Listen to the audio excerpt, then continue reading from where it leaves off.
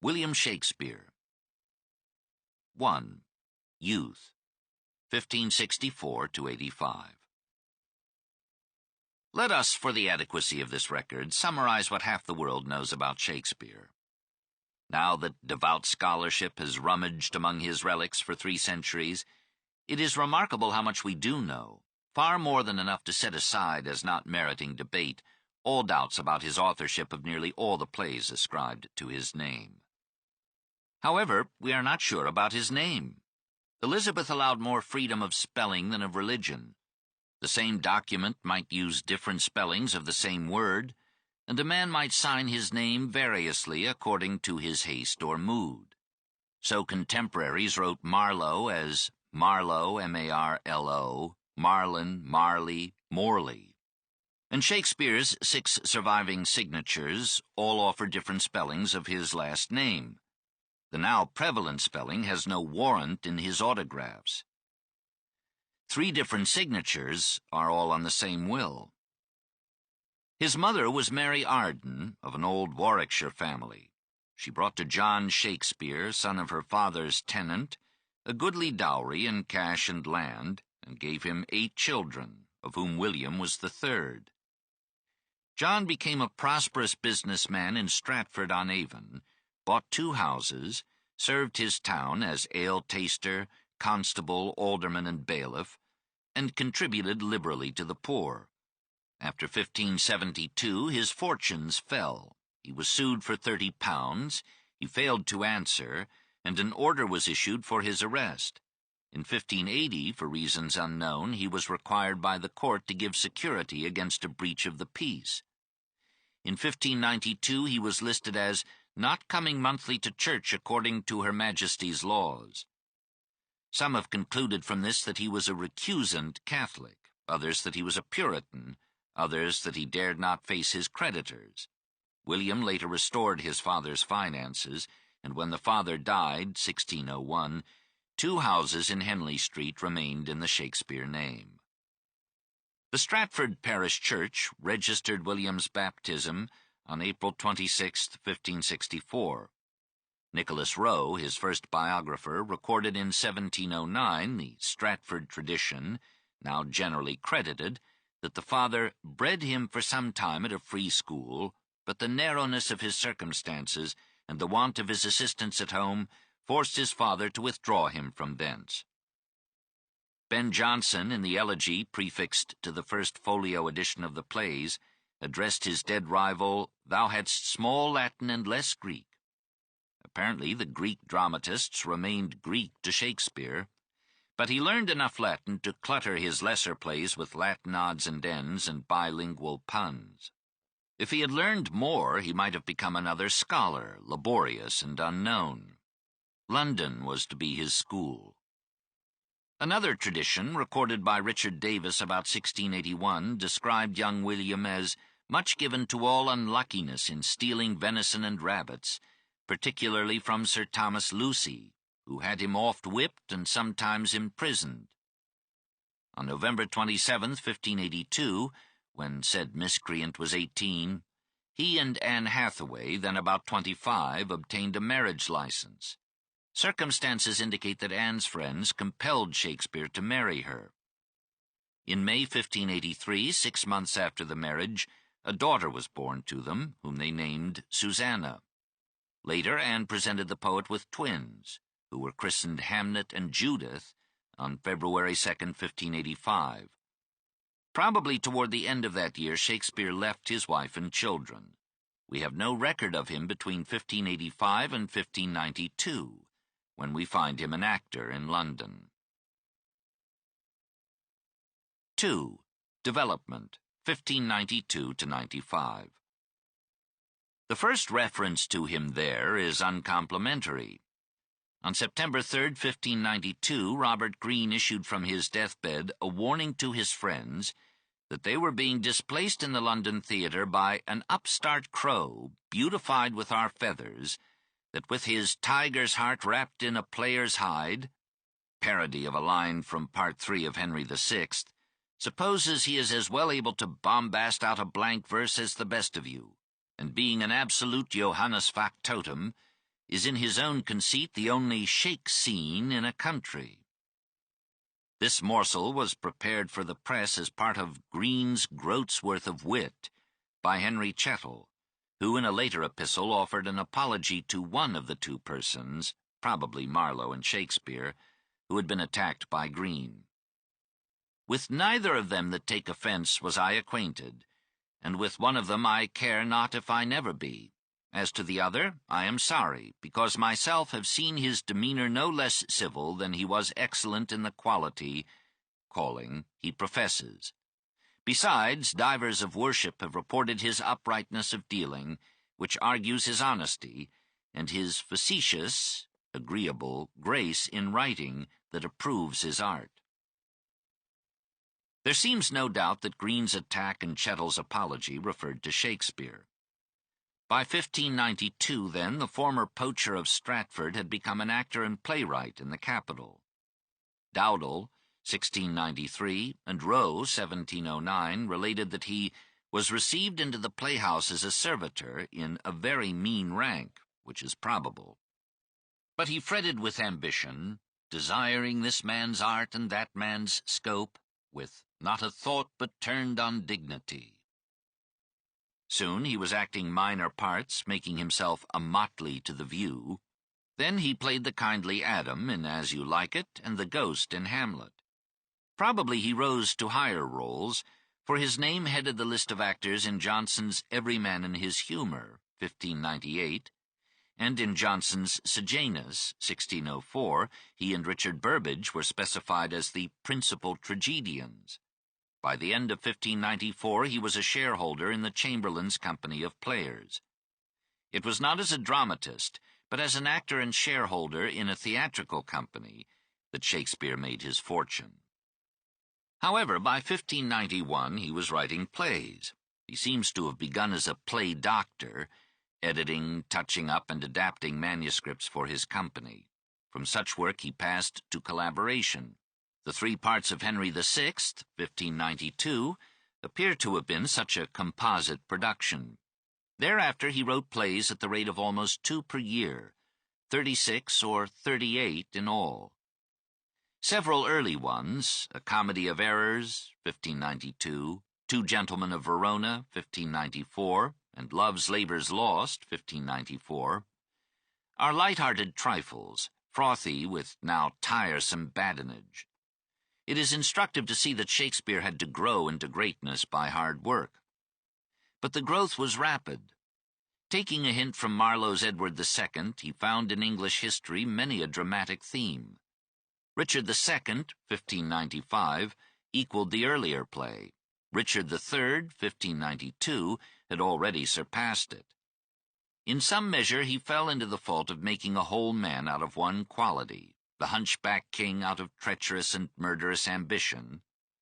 But he lifted the play now and then out of Marlowe's reach by depth of analysis, intensity of feeling, and flashes of brilliant phrase.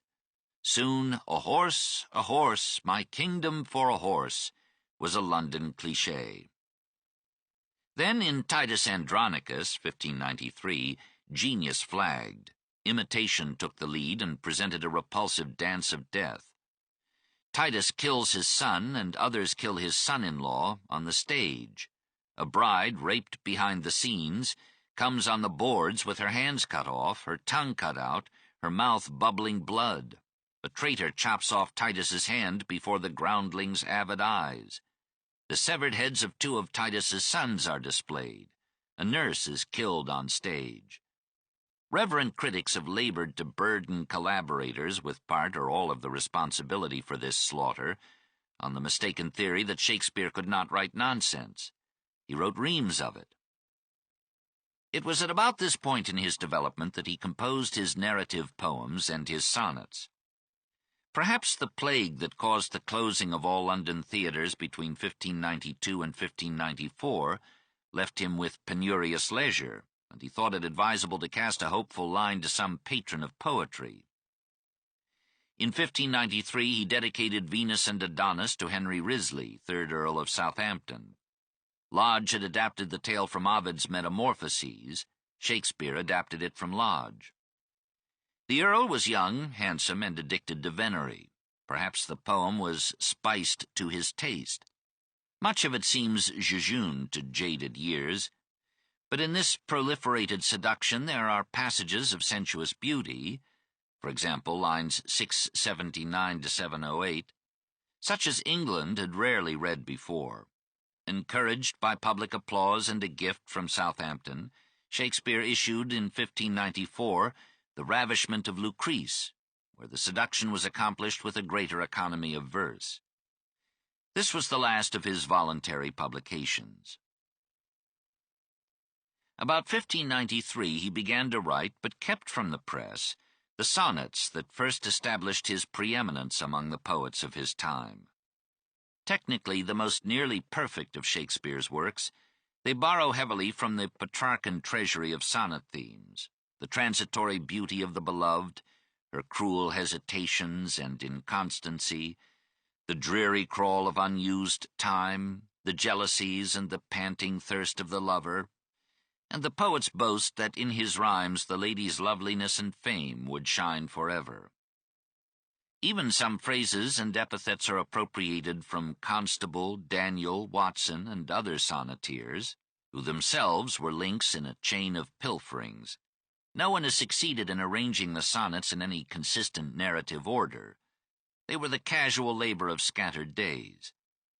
We must not take too seriously their hazy plot, the love of the poet for a young man, his passion for a dark lady of the court, her rejection of him and acceptance of his friend, the winning of that friend by a rival poet, and Shakespeare's despairing dalliance with thoughts of death. It is possible that Shakespeare, acting before the court, cast looks of distant longing at the Queen's ladies-in-waiting, so intoxicatingly perfumed and gowned. It is unlikely that he ever spoke to them or followed the scent to the prey. One such lady, Mary Fitton, became the mistress of the Earl of Pembroke. She appears to have been blonde, but this may have been merely a passing dye.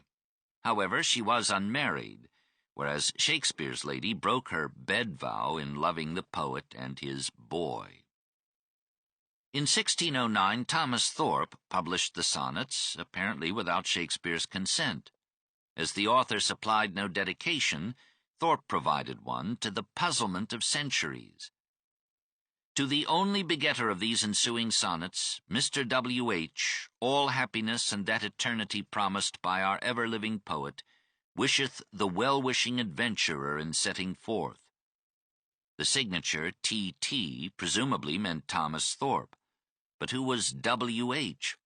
The initials might mean William Herbert, 3rd Earl of Pembroke, who had seduced Mary Fitton, and was destined, with his brother Philip, to receive the dedication of the posthumous first folio as the greatest Maecenas to learned men of any peer of his time or since.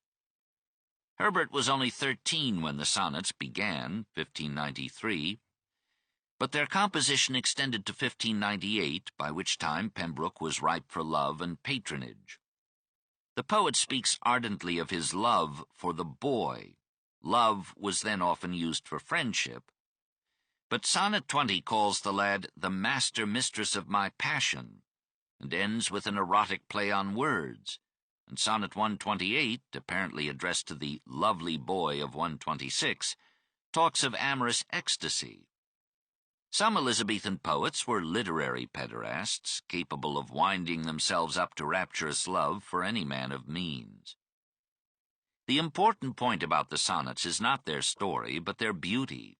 Many of them, for example, 29, 30, 33, 55, 64, 66, 71, 97, 106, 117, are rich in lines whose depth of thought, warmth of feeling, glow of imagery, or grace of phrase has made them ring for centuries through the English-speaking world. 3. Mastery, 1595 to 1608. But the artifices and restraint of the sonnet clipped the wings of fancy, and Shakespeare must have rejoiced in the fluent freedom of blank verse when, still young and ardent, he let himself go in one of the great love poems of all time. The story of Romeo and Juliet came to England from the novelle of Masuccio and Bandello. Arthur Brooke rephrased it in narrative verse, 1562, and Shakespeare, following Brooke and perhaps an earlier play on the subject, staged his Romeo and Juliet about 1595. The style is cloyed with conceits that may have clung to his pen from his sonneteering. The metaphors run wild. Romeo is weakly drawn beside the effervescent Mercutio, and the denouement is a concatenation of absurdities. But who that remembers youth, or has a dream left in his soul, can hear that honeyed music of romance without jettisoning all canons of credibility and rising breathless at the poet's bidding into this world of precipitate ardor, trembling solicitude, and melodious death? Almost yearly now, Shakespeare won a dramatic victory. On June 7, 1594, Elizabeth's Jewish physician, Rodrigo Lopez, was executed on the charge of having accepted a bribe to poison the Queen. The evidence was inconclusive, and Elizabeth long hesitated to sign the death warrant. But the London populace took his guilt for granted, and anti-Semitism ran hot in the pubs. Possibly Shakespeare was moved or commissioned to tap this mood by writing The Merchant of Venice, possibly 1596. He shared in some measure the feelings of his audience. He allowed Shylock to be represented as a comic character in slovenly dress and with a vast artificial nose. He rivaled Marlowe in bringing out the moneylender's hatred and greed. But he gave Shylock some lovable qualities that must have made the injudicious grieve, and he put into his mouth so bold a statement of the case for the Jews that competent critics still debate whether Shylock is pictured as more sinned against than sinning. Here, above all, Shakespeare showed his skill in weaving into one harmonious tapestry divers threads of story coming from the Orient and Italy, and he made the converted Jessica the recipient of such moonstruck poetry as only a spirit of supreme sensitivity could have conceived. For 5 years, Shakespeare gave himself chiefly to comedy. Perhaps he had learned that our harassed species reserves its richest rewards for those who can distract it with laughter or imagination. A Midsummer Night's Dream is powerful nonsense, only redeemed by Mendelssohn. All's Well That Ends Well is not salvaged by Helena. Much Ado About Nothing lives up to its title. Twelfth Night is bearable only because Viola makes a very handsome boy, and The Taming of the Shrew is boisterously incredible. Shrews are never tamed.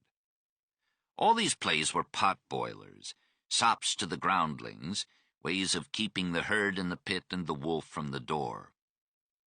But with the 2 parts of Henry IV, 1597–98, the great magician rose again to mastery and mingled clowns and princes, Falstaff and Pistol, Hotspur and Prince Hal, with a success that would have given Sidney pause. London relished this serving of royal history garnished with rogues and tarts. Shakespeare carried on with Henry V, 1599, at once moving and amusing his audience with dying Falstaff's babbling o' green fields, rousing it with the fanfare of Agincourt, and delighting it with the bilingual courtship of Princess Kate by the invincible king. If we may believe Rowe, the Queen was not content to let Falstaff rest.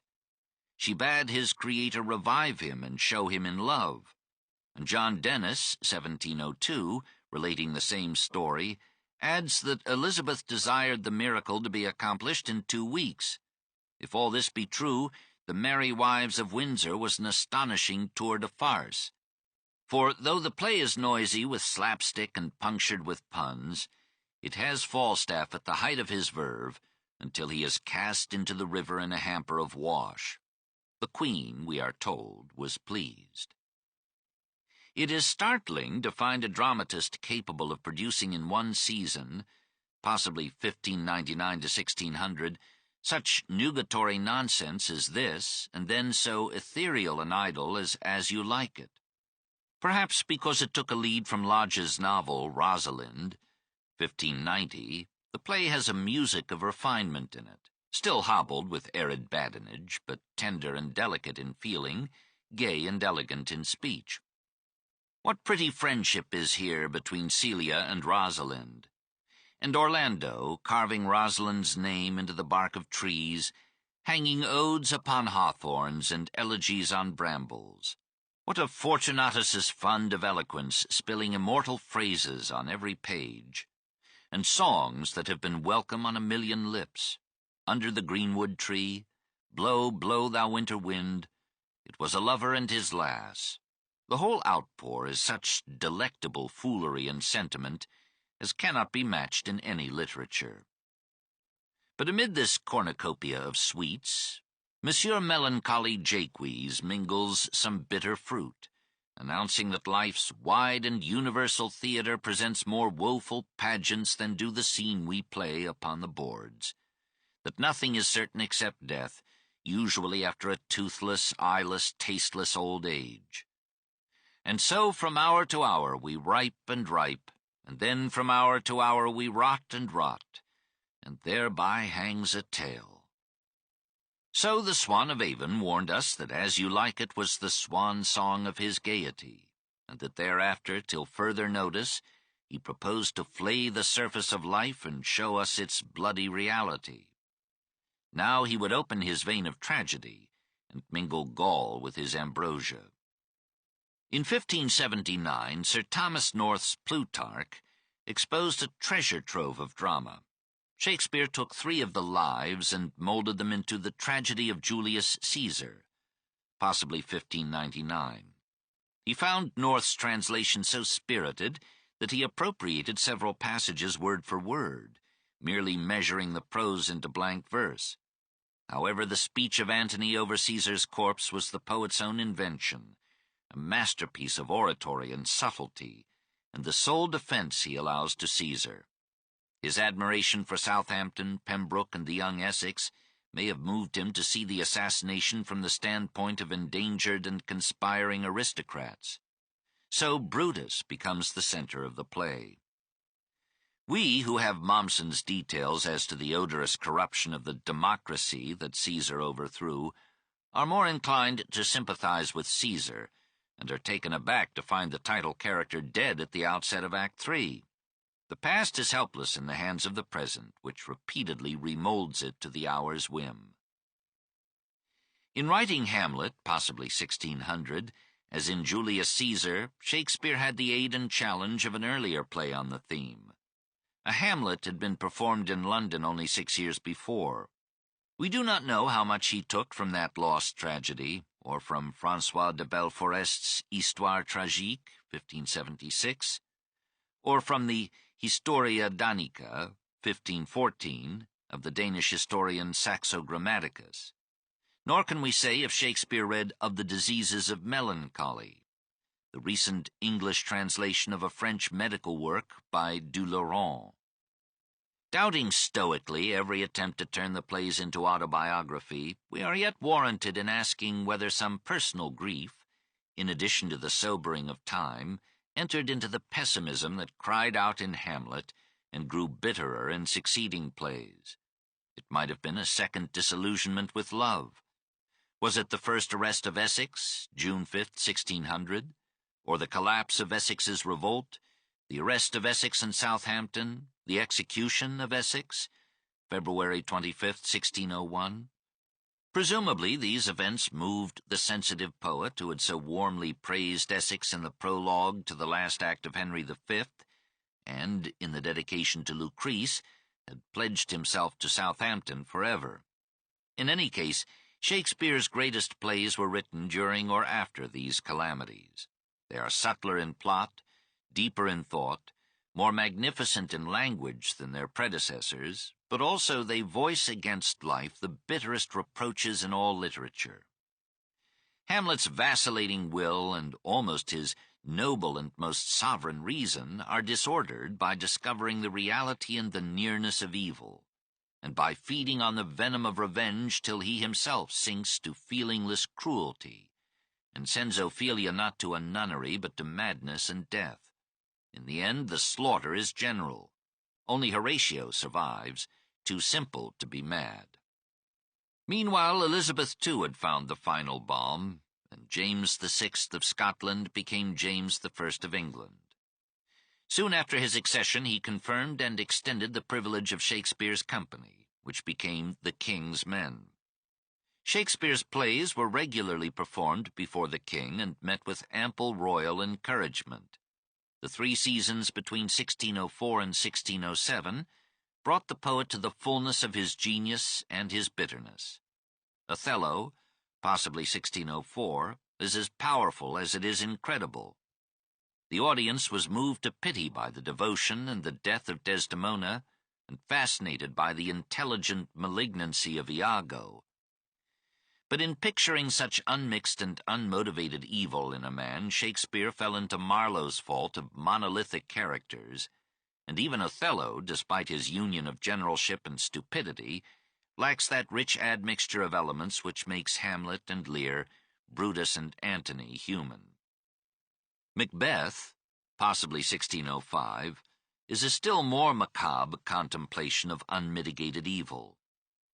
Shakespeare could cite Holinshead for the stark facts, but he made the story darker with his passionate disillusionment. The mood reached its nadir, the art its apogee, in King Lear, possibly 1606.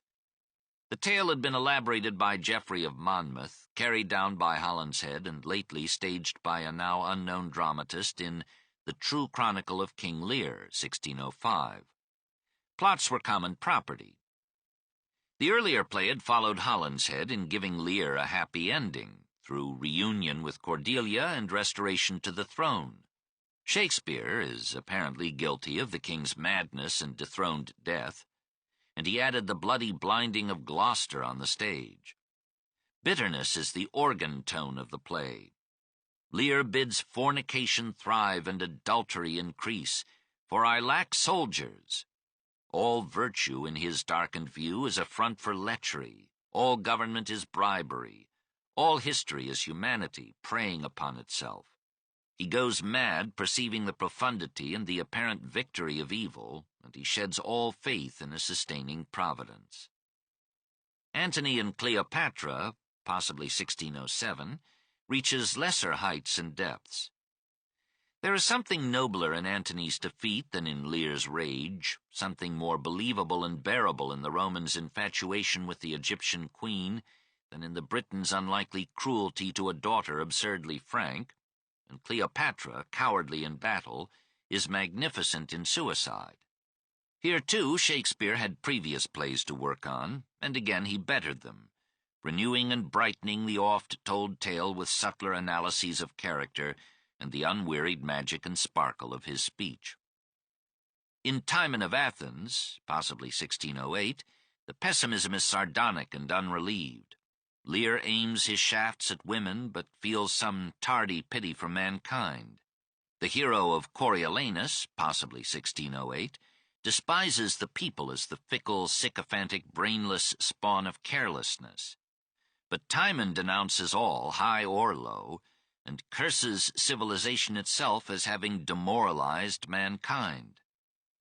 Plutarch in his Life of Antony had mentioned Timon as a famous misanthrope. Lucian had put him in a dialogue, and an English play had been written about him some 8 years before Shakespeare, with an unknown collaborator, took up the theme. Timon is an Athenian millionaire, surrounded by receptive, flattering friends. When he loses his money and sees his friends vanish overnight, he kicks the dust of civilization from his feet and retires, a jaquees in dour earnest, to a forest solitude, where, he hopes, he shall find the unkindest beasts more kinder than mankind. He wishes Alcibiades were a dog, that I might love thee something. He lives on roots, digs, finds gold. Friends appear again, he drives them off with lashing scorn. But when prostitutes come, he gives them gold on condition that they will infect as many men as possible with venereal disease. Consumptions sow in hollow bones of man, strike their sharp shins and mar men's spurring marriages. Crack the lawyer's voice, that he may never more false title plead, and sound his quillets, quibbles, shrilly. Whore the flamen, priest, that scolds against the quality of flesh, and not believes himself. Down with the nose, down with it flat, take the bridge quite away, and let the unscarred braggarts of the war derive some pain from you. Plague all, that your activity may defeat and quell the source of all erection. There's more gold. Do you damn others, and let this damn you. In an ecstasy of hatred, he bids nature cease to breed men, and hopes that vicious beasts may multiply to wipe out the human race. The excesses of this misanthropy make it seem unreal. We cannot believe that Shakespeare felt this ridiculous superiority to sinful men, this cowardly incapacity to stomach life. Such a reductio ad nauseam suggests that the disease was purging itself, and that Shakespeare would soon smile again. 4. Artistry. How did a man of so little education come to write plays of such varied erudition? But it was not really erudition. In no field except psychology was it extensive or accurate. Shakespeare knew the Bible only so far as his boyhood studies might have opened it to him. His biblical references are incidental and ordinary. His classical learning was casual, careless, and apparently confined to translations. He knew most of the pagan deities, even the lesser or looser ones, but this knowledge could have been from the English version of Ovid's Metamorphoses. He made little errors that Bacon, for example, could never have made. Called Theseus a duke, had Hector of the 11th century B.C. refer to Aristotle of the 3rd, and let a character in Coriolanus, 5th century B.C., quote Cato of the 1st. He had little French and less Italian. He had some knowledge of geography and gave his plays exotic locales from Scotland to Ephesus. But he gave Bohemia a seacoast, and he sent Valentine by sea from Verona to Milan, and Prospero from Milan in an ocean-going vessel. He took much of his Roman history from Plutarch, of his English history from Holland's Head and from earlier plays. He made historical faux pas unimportant to a dramatist, put a clock in Caesar's Rome, billiards in Cleopatra's Egypt. He wrote King John without mentioning Magna Carta, and Henry VIII without bothering about the Reformation. Again, we see the past changing with each present. In outline, the English historical plays are correct from our current view. In detail, they are untrustworthy. In standpoint, they are colored by patriotism. Joan of Arc in Shakespeare is merely a wanton witch. Nevertheless, many Englishmen, like Marlborough, confessed that most of their knowledge of English history came from Shakespeare's plays. Like other Elizabethan dramatists, Shakespeare used many legal terms, sometimes improperly. He could have gleaned them in the Inns of Court, the law schools in which 3 of his plays were staged, or in the several lawsuits engaged in by his father or himself. He is rich in musical terms and was evidently sensitive to music. Is it not strange that sheep's guts should hale souls out of men's bodies? He lovingly remembers the flowers of England, strings them on a rosary in the Winter's Tale, and decks Ophelia with them in her delirium. He alludes to 180 different plants. He was acquainted with the sports of the field and the points of a horse, but he had little interest in science, which was soon to fascinate Bacon. Like Bacon, he retained the Ptolemaic astronomy.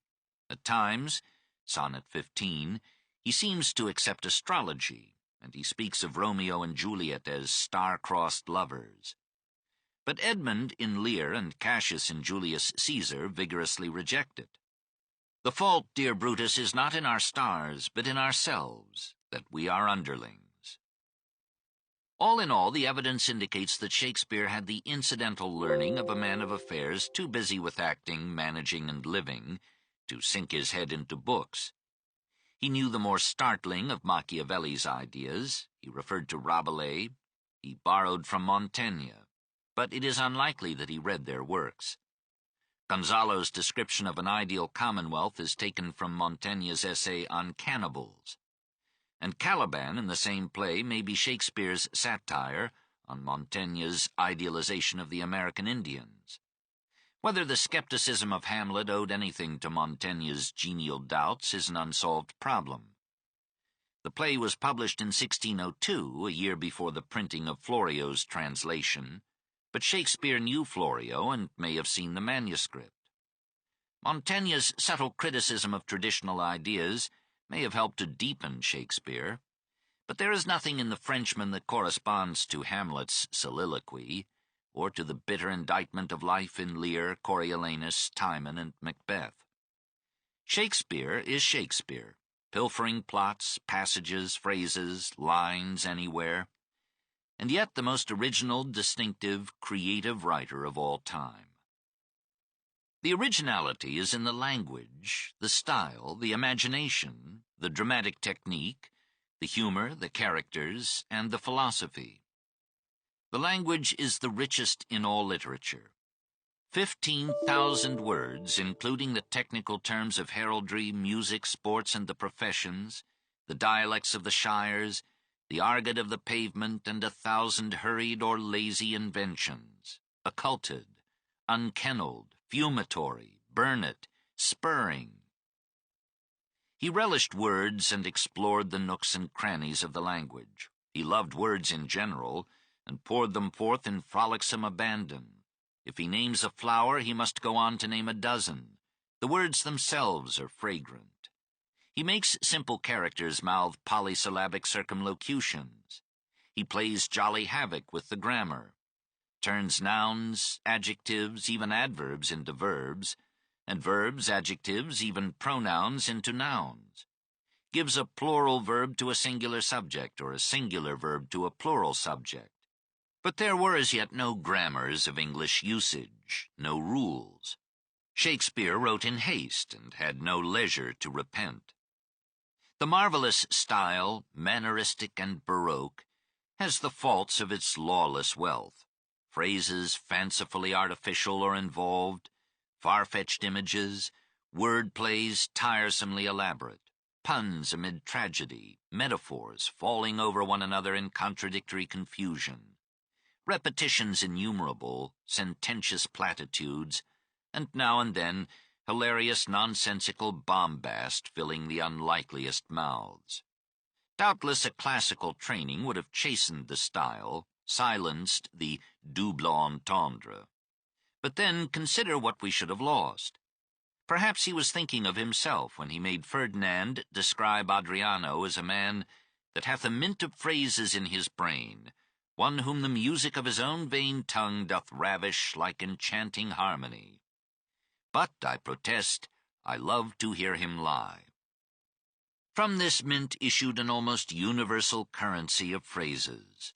The winter of our discontent, piping time of peace, wish father to the thought, tell the truth and shame the devil.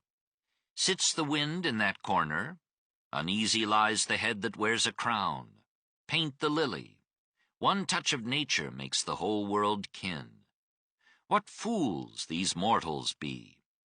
The devil can quote scripture to his purpose. Midsummer madness. The course of true love never did run smooth.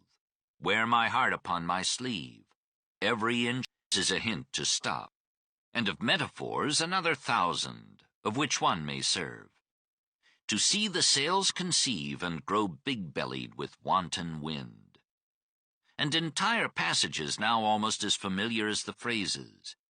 Ophelia's disordered herbal of flowers, Antony over dead Caesar, Cleopatra dying, Lorenzo on the music of the spheres, and a whole repertoire of songs.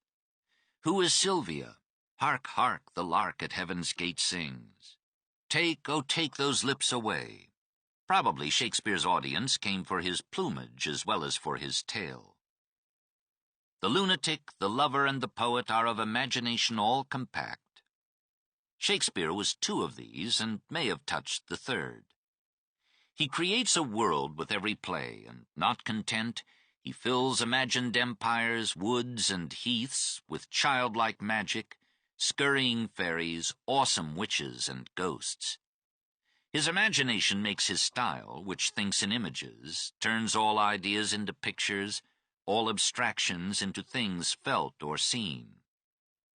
Who but Shakespeare and Petrarch would have made Romeo, exiled from Verona, fume with envy that its cats and dogs might gaze on Juliet and he be disallowed? Who else, but Blake, would have made the banished Duke and As You Like It regret that he must live by hunting beasts so often more beautiful than man?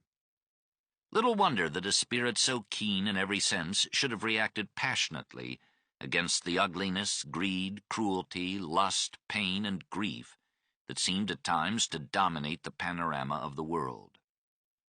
His originality is least in dramatic technique. As a man of the theatre, he knew the tricks of his trade. He began his plays with scenes or words calculated to jolt the attention of his nut-cracking, card-playing, ale-swilling, woman-ogling audience. He took full advantage of the abundant properties and machinery of the Elizabethan stage. He studied his fellow actors and created parts suitable to their physical and mental peculiarities. He used all the jugglery of disguises and recognitions, all the shifts of scenery and the complications of a play within a play. But in his craftsmanship, he shows some scars of haste. Sometimes the plot within the plot tears the tale in two. What has Gloucester's tragedy to do with Lear's? Almost all the stories turn on improbable coincidences, concealed identities, highly opportune revelations. We may reasonably be asked to make believe, in drama as in opera, for the sake of the story or the song, but an artist should reduce to a minimum the baseless fabric of his dream. Less important are the inconsistencies of time or character. Presumably, Shakespeare, thinking of rapid production, not of careful publication, judged that these flaws would pass unnoticed by an excited audience. Classical norms and modern taste alike condemn the violence that often dyes Shakespeare's stage.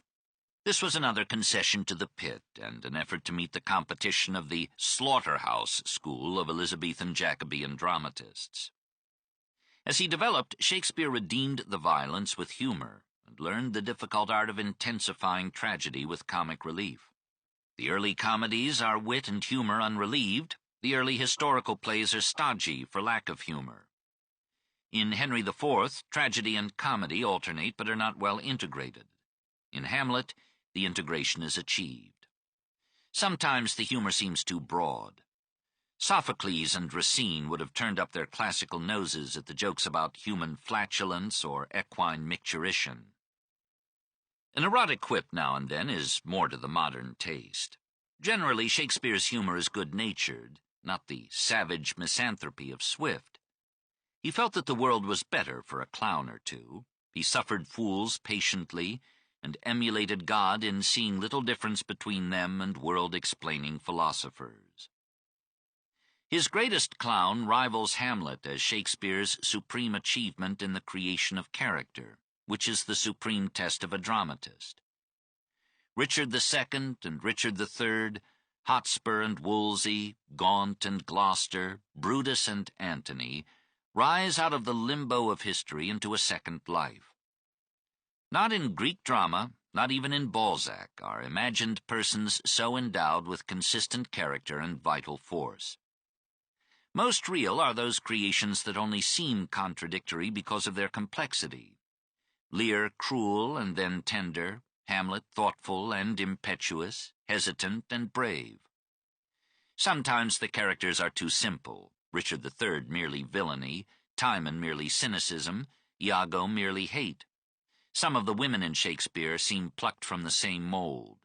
Beatrice and Rosalind, Cordelia and Desdemona, Miranda and Hermione, and lose reality, and then at times a few words make them live. So Ophelia, told by Hamlet that he had never loved her, answers without recrimination but with sad and moving simplicity, "I was the more deceived." Observation, feeling, empathy, astonishing receptivity of senses, penetrating perception, alert selection of significant and characteristic detail, tenacious remembering, come together to people this living city of dead or imagined souls. Play after play, these personae grow in reality, complexity, and depth, until, In Hamlet and Lear, the poet matures into a philosopher, and his dramas become the glowing vehicles of thought. 5. Philosophy. Hast any philosophy in thee, shepherd? So Touchstone asks Corin, and we ask Shakespeare. One of his confessed rivals gave a negative answer to the question, and we may accept that judgment as Bernard Shaw meant it, that there is no metaphysics in Shakespeare, no view as to the ultimate nature of reality, no theory of God. Shakespeare was too wise to think that a creature could analyze his creator, or that even his mind, poised on a moment of flesh, could comprehend the whole. There are more things in heaven and earth, Horatio, than are dreamt of in your philosophy. If he made a guess, he kept it to himself, and perhaps thereby proved himself a philosopher. He speaks with no reverence of professed philosophers, and doubts that any of them ever bore the toothache patiently. He laughs at logic and prefers imagination's light. He does not offer to solve the mysteries of life or mind, but he feels and visions them with an intensity that shames or deepens our hypotheses. He stands aside and watches the dogmatists destroy one another or disintegrate in the catalysis of time. He hides himself in his characters and is hard to find. We must beware of attributing an opinion to him unless it is expressed with some emphasis by at least two of his creations. He is at first sight more of a psychologist than a philosopher, but again not as a theorist, but rather as a mental photographer, catching the secret thoughts and symptomatic actions that reveal the nature of a man. However, he is no surface realist. Things do not happen, people do not speak in life as in his plays, but in the sum we feel that through these improbabilities and extravagances we are nearing the core of human instinct and thought. Shakespeare knows as well as Schopenhauer that reason panders will. He is quite Freudian in putting erotic ditties into the virgin mouth of the starved and crazed Ophelia, and he reaches beyond Freud to Dostoevsky in studying Macbeth and his worser half. If we interpret philosophy not as metaphysics, but as any large perspective of human affairs, as a generalized view not only of the cosmos and the mind, but as well of morals, politics, history, and faith, Shakespeare is a philosopher, profounder than Bacon, as Montaigne is deeper than Descartes. It is not form that makes philosophy. He recognizes the relativity of morals. There's nothing good or bad, but thinking makes it so, and our virtues lie in the interpretation of the time. He feels the puzzle of determinism. Some men are bad by heredity, wherein they are not guilty, since nature, character, cannot choose his origin. He knows the Thrasymachus theory of morals. Richard III holds that conscience is but a word that cowards use, devised at first to keep the strong in awe. Our strong arms be our conscience, swords our law. Richard II judges that they well deserve to have, that know the strongest and surest way to get. But both these Nietzscheans are brought to a sorry fate. Shakespeare notes, too, the feudal aristocratic ethic of honor and gives it many a noble phrase, but he deprecates, as in Hotspur, its bent toward pride and violence, defect of manners, want of self-government. In the end, his own ethic is one of Aristotelian measure and Stoic control. Measure and reason are the theme of Ulysses' speech, reproving Ajax and Achilles. Reason alone, however, is not enough. A Stoic fiber must strengthen it. Men must endure their going hence even as their coming hither. Ripeness is all. Death is forgivable if it comes after we have fulfilled ourselves. Shakespeare welcomes Epicurus, too, and admits no inherent contradiction between pleasure and wisdom. He snaps at the Puritans and makes the maid Maria tell Malvolio, "Go shake your ears," that is, "You're an ass."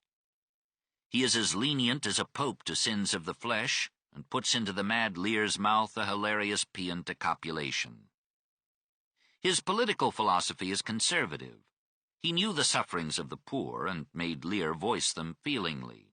A fisherman in Pericles, possibly 1609, notes that fishes live in the sea, As men do a land, the great ones eat up the little ones.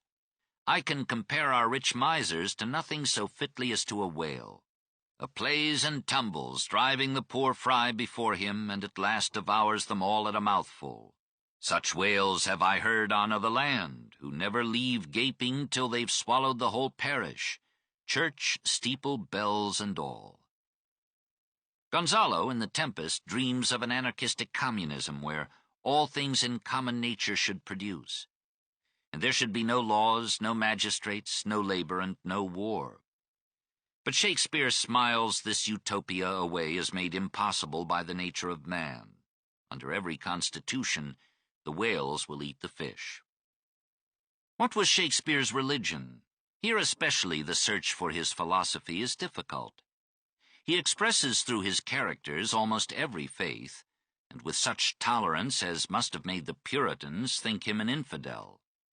He quotes the Bible often and reverently, and lets Hamlet, supposedly skeptical, talk believingly of God, prayer, heaven, and hell. Shakespeare and his children were baptized according to Anglican rites. Some of his lines are vigorously Protestant. King John speaks of papal pardons as juggling witchcraft, and quite anticipates Henry VIII. No Italian priest shall tithe or toll in our dominions, but as we under heaven our supreme head, so under him that great supremacy, where we do reign, we will alone uphold. So tell the Pope all reverence set apart to him and his usurped authority. Though, of course, John goes to Canassa in the end. A later play, Henry VIII, only partly by Shakespeare, gives very favorable pictures of Henry and Cranmer, and ends with a eulogy of Elizabeth, all chief architects of the Reformation in England. There are some pro-Catholic touches, as in the sympathetic portrayal of Catherine of Aragon and Friar Lawrence, but the latter character had come to Shakespeare as formed in the novelle of Italian Catholics. Some faith in God survives throughout the tragedies. Lear in his bitterness thinks that, as flies to wanton boys are we to the gods, they kill us for their sport.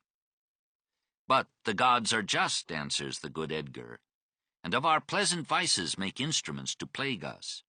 And Hamlet affirms his faith in a divinity that doth shape our ends, rough hew them how we will. Despite this struggling faith in a providence that deals with us justly, there is, in Shakespeare's greatest plays, a spreading cloud of unbelief in life itself. Jaques sees in all the 7 ages of man nothing but slow riping and fast rotting. We hear the same refrain in King John. Life is as tedious as a twice-told tale, vexing the dull ear of a drowsy man.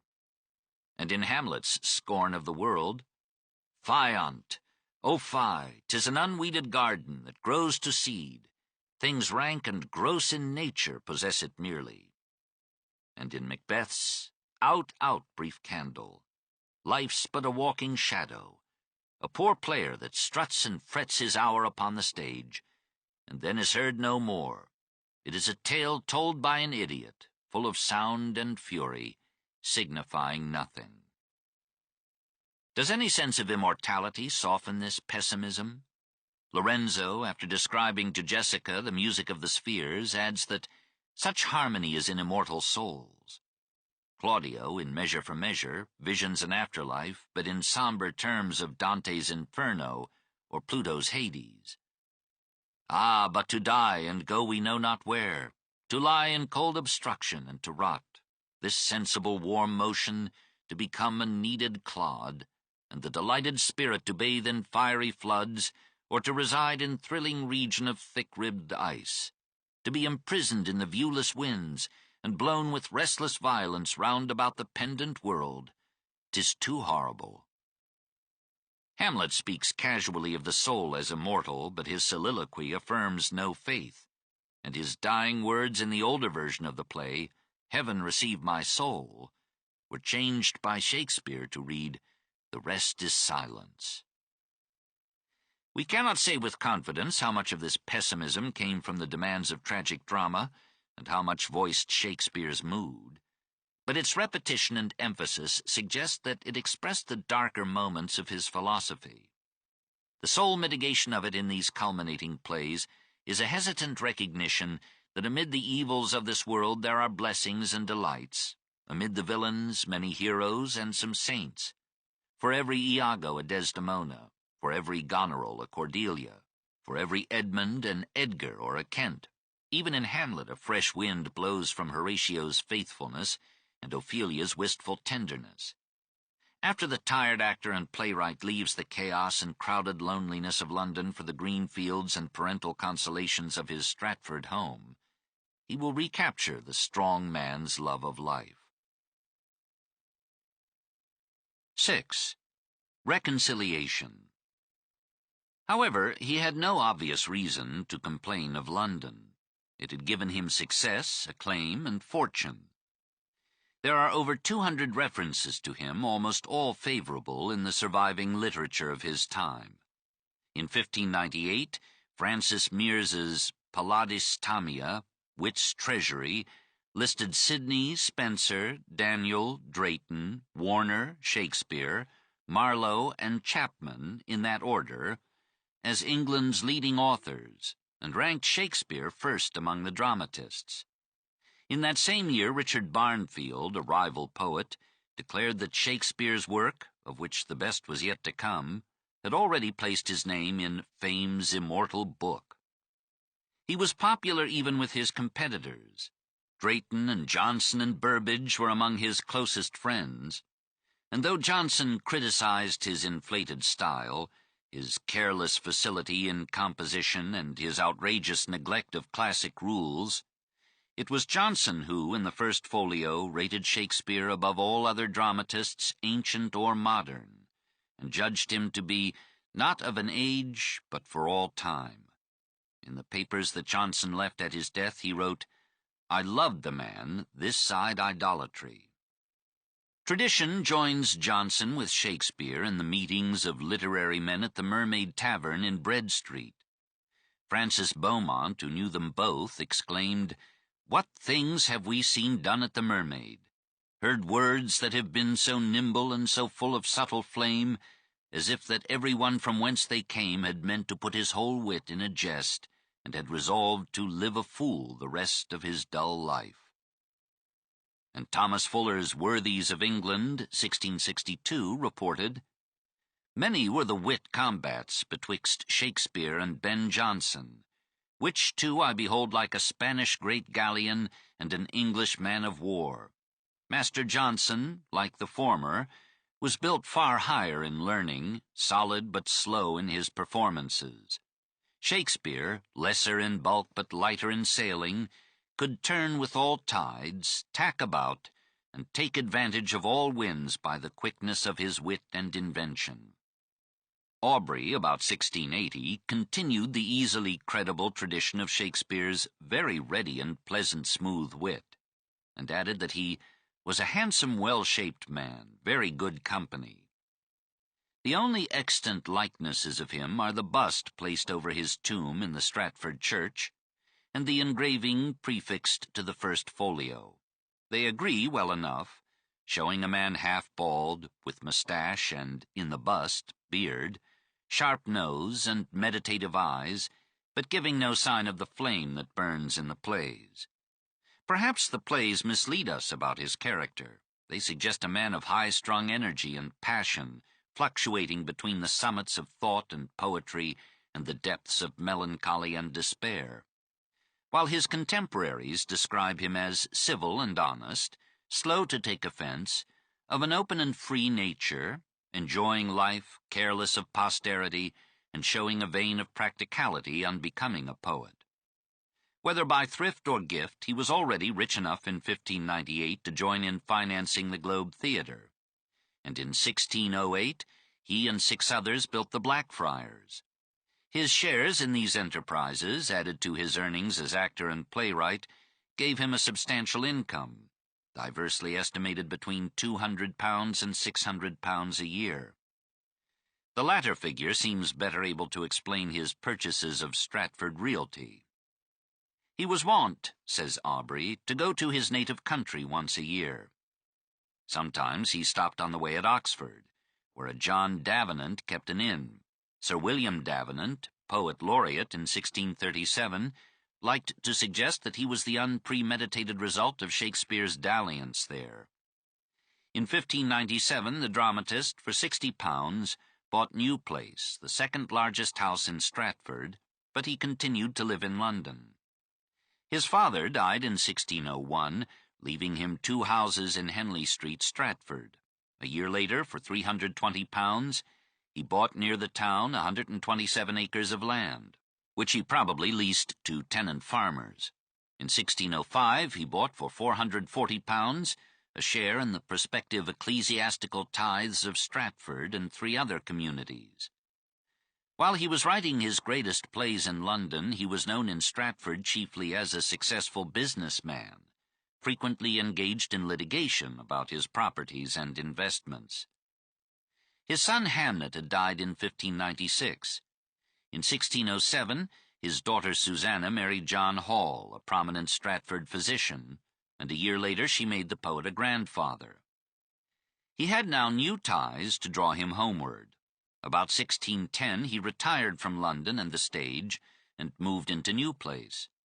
Apparently it was there that he composed Cymbeline, possibly 1609, The Winter's Tale, possibly 1610, and The Tempest, possibly 1611. 2 of these are of minor rank, but The Tempest shows Shakespeare still master of his powers. Here is Miranda, who at the outset reveals her nature when, seeing a shipwreck from the shore, she cries out, "Oh, I have suffered with those that I saw suffer." Here is Caliban, Shakespeare's answer to Rousseau. Here is Prospero, the kindly magician, surrendering the wand of his art and bidding his airy world a fond goodbye. There is an echo of the poet's melancholy in the undiminished eloquence of Prospero's lines. Our revels now are ended. These our actors, as I foretold you, were all spirits, and are melted into air, into thin air. And, like the baseless fabric of this vision, the cloud-capped towers, the gorgeous palaces, the solemn temples, the great globe itself, yea, all which it inherit, shall dissolve, and like this insubstantial pageant faded, leave not a rack behind. We are such stuff as dreams are made on, and our little life is rounded with a sleep. But this is not now the dominant mood. On the contrary, the play is Shakespeare relaxing, talking of brooks and flowers, singing songs like Full Fathom 5 and Where the Bee Sucks, There Suck I. And despite all cautious demurs, it is the aging poet who speaks through Prospero's farewell. Graves at my command have waked their sleepers, oped and let 'em forth by my so potent art. But this rough magic I here abjure. I'll break my staff, bury it certain fathoms in the earth, and deeper than did ever plummet sound, I'll drown my book. And perhaps it is Shakespeare again, rejoiced by his daughters and his grandchild, who cries out through Miranda, "Oh, wonder! How many goodly natures are there here! How beauteous mankind is! O brave new world that hath such people in it!" On February 10th, 1616, Judith married Thomas Quinney. On March 25th, Shakespeare made his will. He left his property to Susanna, £300 to Judith, small bequests to fellow actors, and his second-best bed to his estranged wife. Perhaps he had arranged with Susanna to take care of her mother. Anne Hathaway survived him by 7 years. In April, according to John Ward, vicar, 1662–81, of Stratford Church, Shakespeare, Drayton, and Ben Jonson had a merry party, and it seems drank too hard, for Shakespeare died of a fever there contracted. Death came on April 23, 1616. The body was buried under the chancel of the Stratford Church. Nearby on the floor, graved on a stone bearing no name, is an epitaph which local tradition ascribes to Shakespeare's hand. Good friend, for Jesus' sake forbear to dig the dust enclosed here. Blessed be the man that spares these stones, and cursed be he that moves my bones. 7. Post Mortem. He had, so far as we know, taken no steps to have his plays published. The 16 that severally appeared in his lifetime were printed apparently without his cooperation, usually in quarto form, and in various degrees of textual corruption. Stirred by these piracies, two of his former associates, John Hemming and Henry Condell, issued in 1623 the first folio, containing in one tall volume of some 900 double-column pages the authoritative text of 36 of the plays. "We have but done an office to the dead," said the foreword, "without ambition either of self-profit or fame, only to keep the memory of so worthy a friend alive as was our Shakespeare." The volume could then be bought for £1. Each of the approximately 200 extant copies is now valued at £17,000, more highly than any book except Gutenberg's Bible. Shakespeare's reputation fluctuated curiously in time. Milton, 1630, praised "sweetest Shakespeare, fancy's child," but during the Puritan interval, when the theatres were closed, 1642–60, the fame of the bard faded. It revived with the Restoration. Sir John Suckling, in his Portrait by Van Dyck in the Frick Gallery, New York, holds the first folio open at Hamlet. Dryden, the oracle of the later 17th century, commended Shakespeare as having, of all modern and perhaps ancient poets, the largest and most comprehensive soul, always great when some great occasion is presented to him. But, many times flat, insipid, his comic art degenerating into clenches, his serious swelling into bombast. John Evelyn noted in his diary, 1661, that the old plays disgust this refined age, since his Majesty's being so long abroad. That is, since Charles II and the returning royalists had brought to England the dramatic norms of France. Soon afterward, the Restoration Theatre produced the bawdiest dramas in modern literature. Shakespeare's plays were still performed, but usually in adaptation by Dryden, Otway, or other models of Restoration taste. The 18th century restored the plays to Shakespeare. Nicholas Rowe published, 1709, the first critical edition and the first biography. Pope and Johnson issued editions and commentaries. Betterton, Garrick, Kemble, and Mrs. Siddons made Shakespeare popular on the stage as never before, and Thomas Bowdler made his own name a verb by publishing, 1818, an expurgated version omitting parts which cannot with propriety be read aloud in a family. In the early 19th century, the Romantic movement took Shakespeare to its heart, and the superlatives of Coleridge, Hazlitt, De Quincey, and Lamb transformed him into a tribal god. France demurred. By 1700, its literary standards had been formed by Ronsard, Malherbe, and Boileau in the Latin tradition of order, logical form, polite taste, and rational control. It had adopted in Racine the classical rules of drama. It was disturbed by Shakespeare's windy wordplay, his bubbling torrent of phrases, his emotional storms, his coarse clowns, his mingling of comedy with tragedy. Voltaire, returning from England in 1729, brought with him some appreciation of Shakespeare, and first showed the French a few pearls which I found in his enormous dunghill. But when someone ranked the Englishman above Racine, Voltaire rose to the defense of France by calling Shakespeare an amiable barbarian. His Philosophical Dictionary, 1765, made some amends.